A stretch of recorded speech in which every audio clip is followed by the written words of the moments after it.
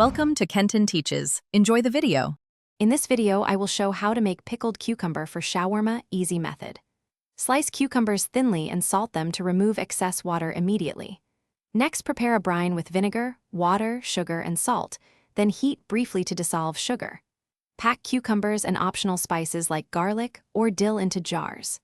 Pour hot brine over cucumbers, seal jars, cool to room temperature, then chill to develop tangy flavor before serving. Gather firm cucumbers, white vinegar, water, granulated sugar, and salt, plus garlic and dill if desired. Slice cucumbers thinly or into coins for shawarma-friendly pieces. Measure vinegar and water in a 1-to-1 ratio and adjust sugar to taste for a balanced brine.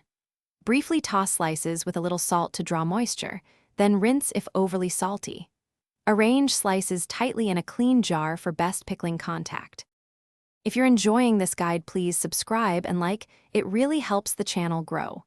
Quick recommendation: bring your space to life with the Echo Dot smart speaker for hands-free timers, music while you cook, and a little conversational company in the kitchen.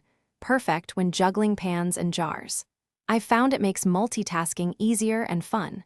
Check the description for the link and other deals. Now let's get back to the video.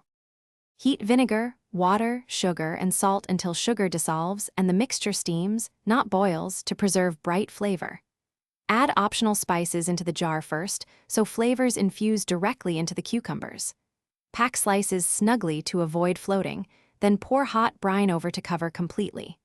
Seal the jar tightly, let it cool on the counter, then move to the fridge for a few hours to develop tang and crunch for shawarma. Thanks for watching. Please subscribe if this video was helpful.